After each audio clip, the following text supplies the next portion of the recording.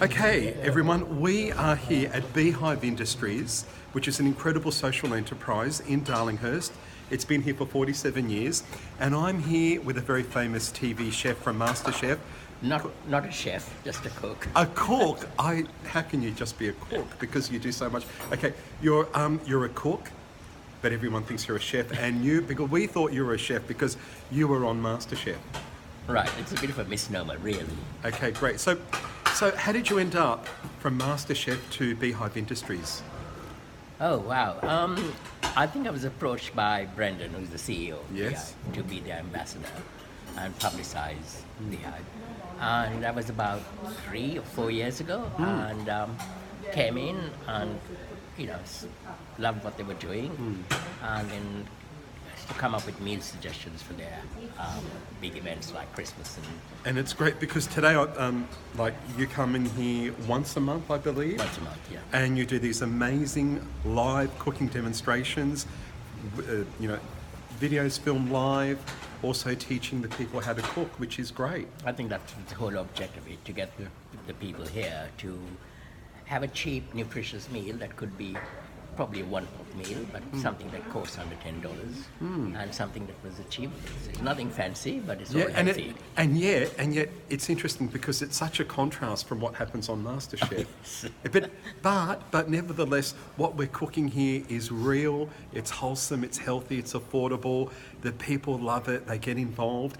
Now, tell me, what do you see happening in food when it comes to affordability? Because even though we're watching all these TV shows like MasterChef, when it comes to the crunch, we need something healthy and affordable, and to motivate ourselves to do it, don't we?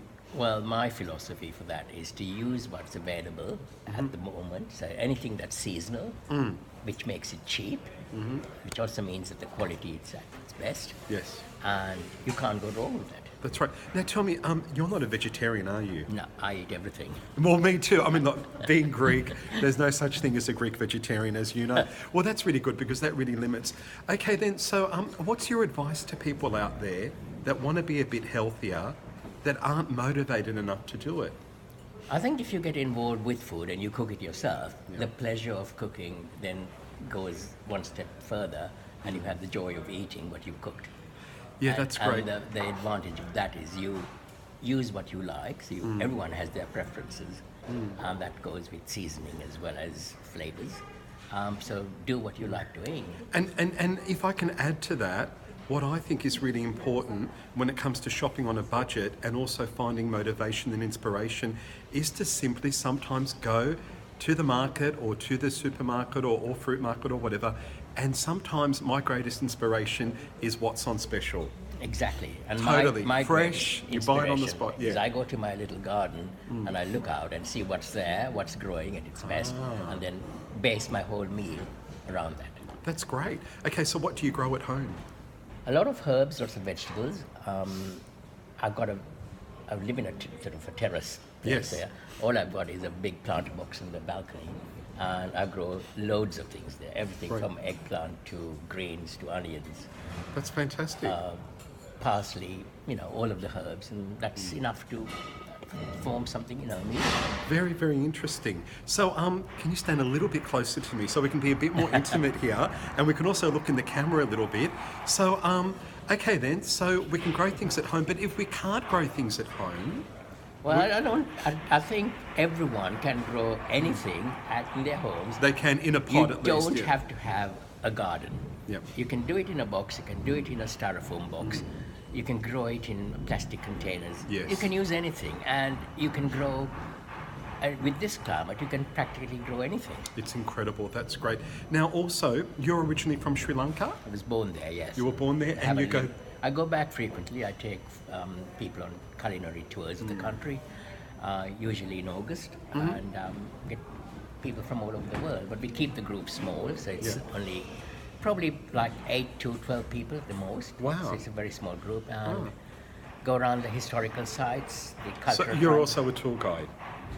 We have to... The government laws there you mean that you have to have a guide. Yep. But I know enough of the country and its geography and history, so I can add extra information. And I think where I come in is I talk about the food, I show them new ingredients, and It's a very healthy diet there. They use a lot of leaves and vegetables because proteins are quite expensive, but fish is plentiful, being an island.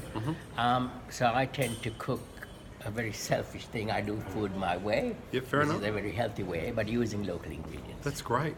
All right then, Kumar. And it's Kumar, what's your surname? Pereira.